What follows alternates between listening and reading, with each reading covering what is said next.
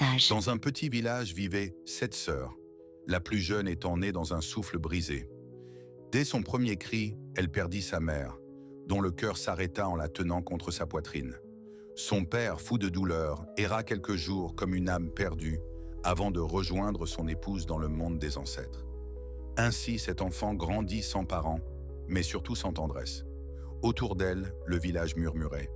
On disait qu'elle portait une malédiction, que sa venue au monde avait coûté 2 vies. Même ses sœurs, au lieu de la protéger, la regardèrent avec froideur et jalousie. Elles voyaient sa beauté grandir comme une lumière trop forte pour leurs yeux. Pourtant, malgré le rejet, la jeune fille demeurait douce, digne et forte, comme une fleur qui pousse dans le désert. Un jour, un prince du village voisin annonça qu'il choisirait son épouse lors d'un grand concours de beauté et de vertu. Les tambours se mirent à résonner dans toute la région. Les jeunes filles rêvaient, mais ses sœurs tremblaient, sachant que si la plus jeune se présentait, sa lumière ne pourrait être cachée. Alors, une nuit sombre, elles l'appelèrent pour aller cueillir des herbes en forêt. La jeune fille, encore naïve, les suivit.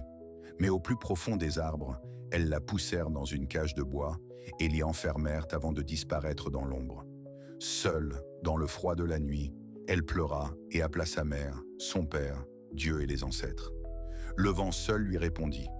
Pendant ce temps, ses sœurs rentrèrent au village en criant qu'une bête sauvage l'avait dévorée.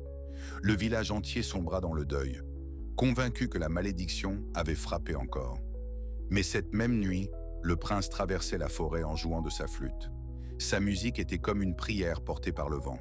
Il entendit son cri, s'approcha et découvrit la jeune fille enfermée. Il vit sa peur, ses larmes, mais aussi sa dignité.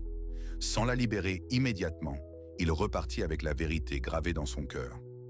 Le lendemain, jour du concours, tout le village se rassembla comme si la fête devait effacer la tragédie.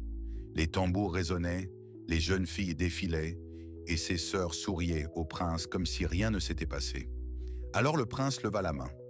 2 hommes apportèrent un grand colis voilé au centre de la cour. Le voile fut retiré, et là, le village resta pétrifié. La jeune fille était vivante, enfermée dans sa cage, mais toujours belle et digne. Le mensonge éclata comme la foudre. Ses sœurs tombèrent à genoux, en pleurs, couvertes de honte. Les anciens les rejetèrent du concours pour leur cruauté et leur trahison. Puis le prince s'avança vers la jeune fille. Il ne vit pas la cage, ni les feuilles, ni la douleur. Il vit son cœur. Devant tous, il la choisit pour épouse, non seulement pour sa beauté, mais pour sa vérité et sa droiture. Le jour du mariage, les tambours ont chanté, les anciens ont béni l'union, et même la forêt semblait murmurer sa joie. Celle qu'on appelait malédiction est devenue bénédiction. Celle qu'on croyait morte est devenue reine. Celle qu'on avait enfermée dans l'ombre a été couronnée par la lumière. Et depuis ce jour, au village, on raconte que la vérité finit toujours par sortir de la cage, même quand le mensonge est puissant, et que Dieu n'abandonne jamais ceux qui souffrent injustement.